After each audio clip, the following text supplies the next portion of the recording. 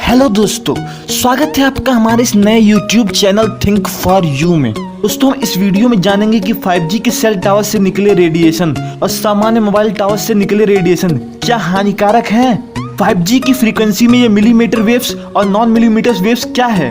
और 3GPP द्वारा बताए गए फ्रीक्वेंसी रेंज में ये लेयर्स क्या है और इसका इंसानों पर क्या प्रभाव पड़ने वाला है? लोग कह रहे हैं कि इससे कैंसर और इनफर्टिलिटी तक की समस्या पैदा हो सकती है। इन बातों का क्या मतलब है? और हम इलेक्ट्रोमैग्नेटिक वेव्स और रेडियो फ्रीक्वेंसी वेव्स को डीपली समझने की कोशिश करेंगे। सब्सक्राइब करिए हमारे इस YouTube चैनल को और बेल आइकन दबाना मत भूलिएगा।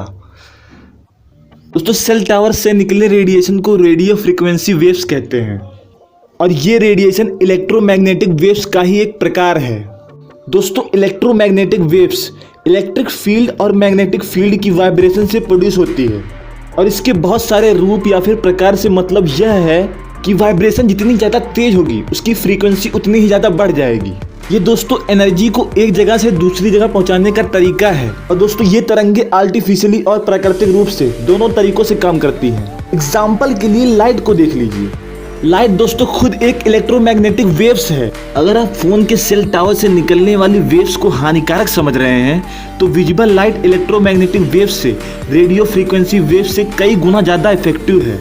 दोस्तों, इसे सही से समझने के लिए इलेक्ट्रोमैग्नेटिक वेव्स में फ्रीक्वेंसी और वेवलेंथ को देखकर समझना होगा। इस फ्रीक्वेंसी में दोस्तों जिस वेव्स की वेवलेंथ यानी वेव की लंबाई ज़्यादा होगी उन लंबी वेवलेंथ वाली वेव्स को नॉन आयोनाइजिंग वेव्स कहा जाता है, जिसमें सबसे लंबी वेवलेंथ रेडियो फ्रीक्वेंसी वेव्स की ही होती है।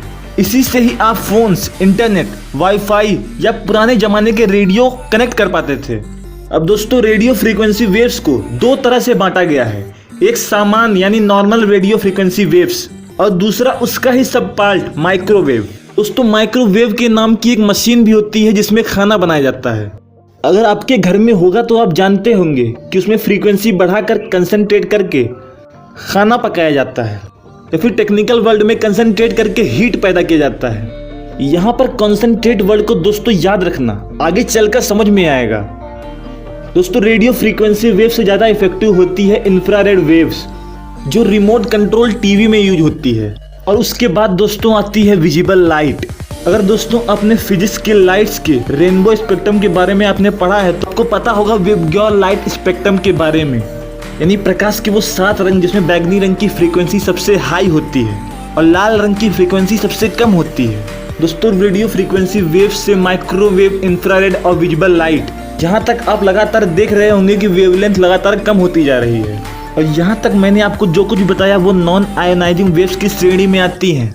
यानी अगर ये एक जगह निश्चित मात्रा में अपनी वेव्स को छोड़ें तो एक निश्चित समय के बाद उन वस्तुओं में वो हीट पैदा कर सकती है। और रेडियो फ्रीक्वेंसी वेव्स में दोस्तों इसका प्रभाव ना के बराबर पड़ता है क्योंकि इसकी वेवलेंथ बहुत ज़्यादा लंबी होती है। और अगर आप रेडियो वेव्स को ज़्यादा हानिकारक समझ रहे हैं तो उससे ज़्यादा हानिकारक तो इंफ्रारेड और विजिबल लाइट यानी प्रकाश को होना चाहिए।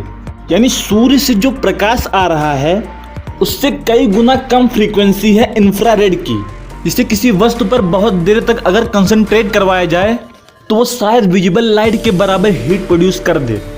और इंफ्रारेड से भी कई गुना लो फ्रीक्वेंसी होती है रेडियो फ्रीक्वेंसी वेव्स की, इसमें नॉर्मल रेडियो वेव और माइक्रोवेव दोनों आते हैं। अगर इसमें आपको हीट प्रोड्यूस करना है तो आपको पावर को कैलकुलेट करके फ्रीक्वेंसी को मल्टीपल करके पावर को बढ़ाना होगा ताकि उसे यूज में लिया जा सके। अब दोस्तों क्योंकि ये नॉन आयोनाइजिंग रेज हैं तो दोस्तों इस कैटेगरी की वेव सिर्फ हीट प्रोड्यूस करती हैं। फिर दोस्तों विजिबल लाइट के बाद आती है अल्ट्रा वायलेट रेज, यानी विजिबल लाइट में वायलेट की फ्रीक्वेंसी सबसे ज़्यादा होती है और उसके बाद आती है विजिबल लाइट के बाद अल्ट्रा वायलेट रेज और अल्ट्रा वायलेट रेज के बाद एक्स रेज और गामा रेज आती है। और ये रेज दोस्तों हानिकारक हैं क्योंकि यहाँ पर इनकी वेवलेंथ इतनी ज़्यादा कम हो जाती है कि ये रेज एक मॉलिक्यूल के अंदर की केमिकल बॉन्ड को भी तोड़ सकते हैं, जिससे स्किन कैंसर और कैंसर जैसी बीमारियां देखने को मिलती हैं। जैसे ऑस्ट्रेलिया में ओजोन डिप्लेशन की वजह से वहाँ पे अल्ट्रा वायलेट रेज दोस्तों लोगों पर डायरेक्ट पड़ती हैं जिससे स्किन कैंसर हो जाता है। यानी जो ओजोन लेयर पूरी दुनिया को सूर्य की हानिकारक किरणों से बचाकर रखती है, ऑस्ट्रेलिया के जियोग्राफिक व्यू में उस लेयर में छेद हो गया है जिसकी वजह से अल्ट्रा वायलेट रेज दोस्तों वहाँ पर डायरेक्ट पड़ती है और लोगों को वहाँ पर स्किन कैंसर हो जाता है। तो दोस्तों विजिबल लाइट के बाद की ये 3 वेव्स दोस्तों हानिकारक वेव्स हैं, जिन्हें आयोनाइजिंग वेव्स कहते हैं, जिसकी फ्रीक्वेंसी इतनी ज़्यादा होती है और वेवलेंथ इतनी कम होती है जो डायरेक्ट अगर लोगों पर पड़े तो उससे कैंसर और स्किन कैंसर जैसी बीमारियां हो सकती हैं।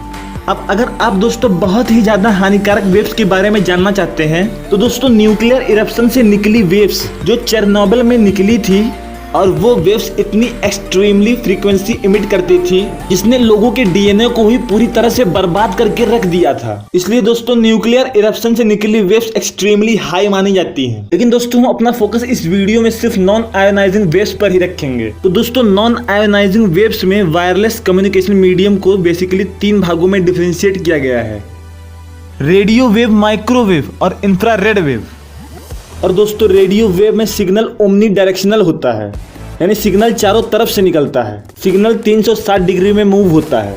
ये सिग्नल एक सेल टावर से कई किलोमीटर तक पहुंचता है। दोस्तों अभी तक की हमारी सारी communication technology radio frequency wave की कैटेगरी नॉर्मल रेडियो वेव से ही आती है, जैसे टाटा स्काई में सिग्नल सेलुलर फोन्स और 4G तक के नेटवर्क्स। और इसके कंपेयर में रेडियो फ्रीक्वेंसी वेव की दूसरी कैटेगरी माइक्रोवेव की बात करें, ये एक ऐसा कम्युनिकेशन मीडियम है जो यूनिडायरेक्शनल सिग्नल भेजता है। इसमें सिग्नल भेजने वाले और रिसीव करने वाले दोनों के पास क्लियर सॉर्ट आउट होना चाहिए, मतलब बीच में ऐसी कोई चीज़ नहीं होनी चाहिए जो नेटवर्क का रास्ता रोके, नहीं तो नेटवर्क मुड़ जाएगा।